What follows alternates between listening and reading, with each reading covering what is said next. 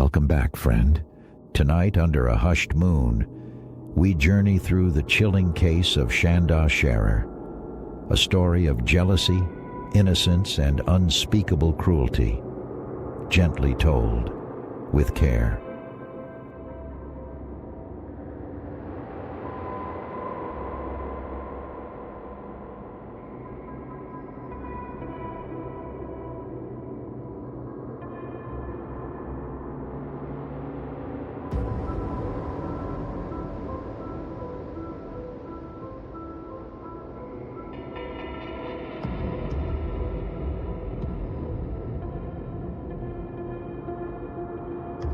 Shanda Sharer was full of light.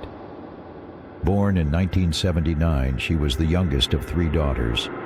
Her family described her as bright, cheerful, and full of laughter. She had just started at a new middle school in Indiana, joining the volleyball team, trying out for cheerleading, excited about the future. She had braces, loved animals, and wore oversized sweatshirts like most kids her age. It's important that we remember her not just as a victim, but as a child, curious, kind, and just beginning her story.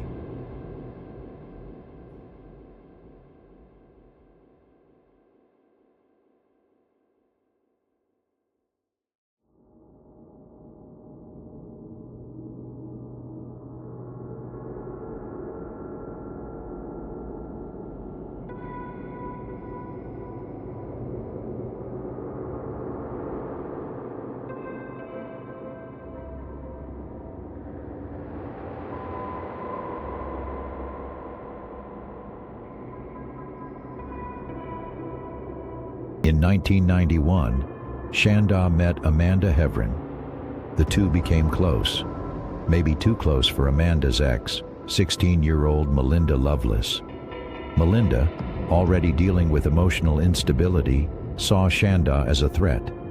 She was consumed with jealousy. She began spreading rumors, confronting Amanda, and eventually turned her hatred into something darker, something dangerous.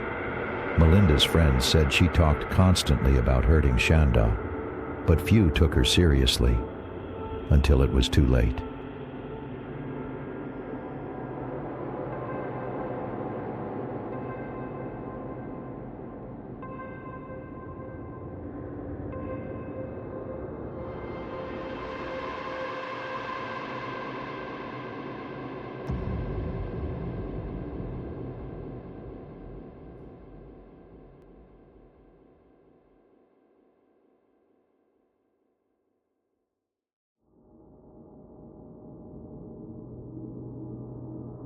January 10th, 1992. Melinda gathered 3 other girls, Lori Tackett, Hope Rippey, and Tony Lawrence.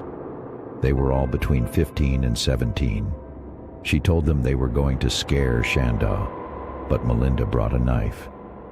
The girls drove to Shanda's home late that night, lured her out with a fake story, and convinced her to come with them.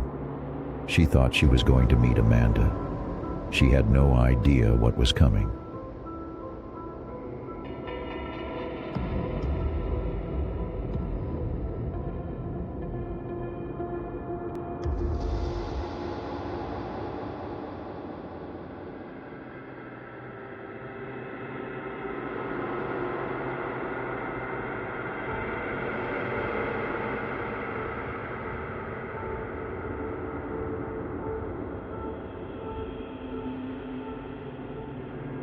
They took Shanda to an old abandoned stone house deep in the woods. Locals called it Witch's Castle. There they taunted her, bound her wrists. Melinda pulled out the knife and threatened her. Shanda cried and begged to go home.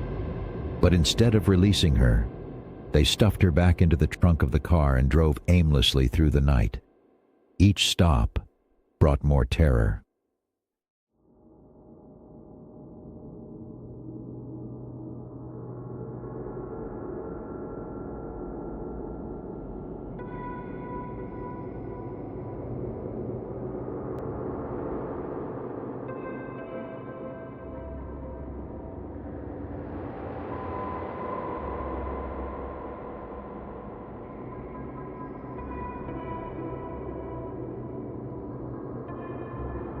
They pulled over at one point and beat her with fists and legs. Lori stabbed her, then locked her still alive back in the trunk. At a gas station, they bought soda and joked while Shanda whimpered in the background. Witnesses would later say they seemed disturbingly casual. They stopped again to check if Shanda was still breathing. She was. Melinda stabbed her again. Still, she survived.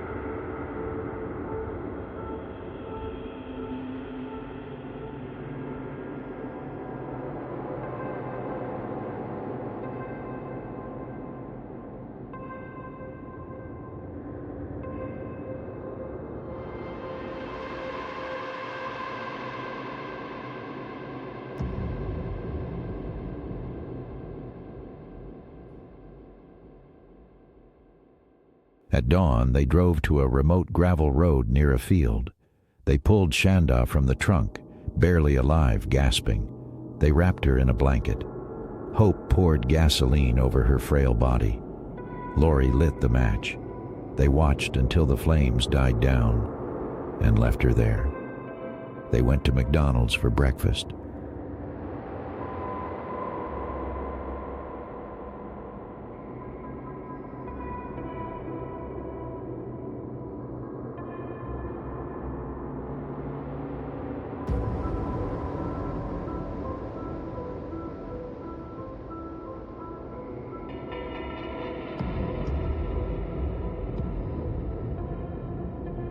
Later that morning, a local hunter spotted what looked like a charred mannequin in the field. It wasn't. Police were called. By that night, Tony Lawrence, horrified by what happened, confessed everything. Within 48 hours, all 4 girls were in custody. The town of Madison, Indiana, was in shock.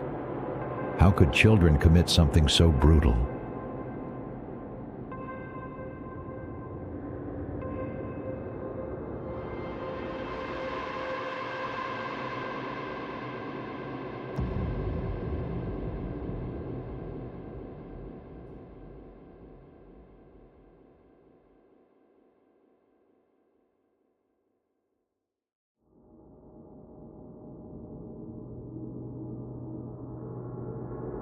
All 4 girls were charged as adults. Melinda and Lori were sentenced to 60 years. Hope Rippey got 35, later reduced. Tony served less than 10.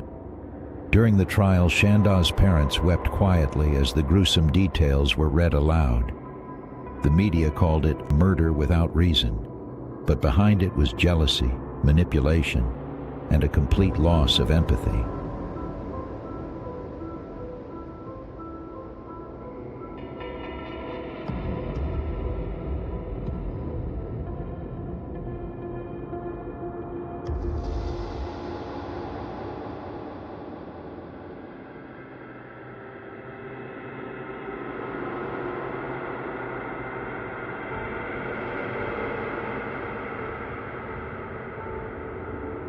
Years later, in an act many couldn't understand, Shanda's mother forgave Melinda. She even partnered with a dog rescue that trained animals inside the same prison where Melinda was held. One of the dogs, named Angel, was trained in Shanda's honor. Tonight, we remember Shanda not for how she died, but for how she lived. A girl who loved animals, laughter, and innocence. May her name be a whisper of light in the darkest of stories. Good night.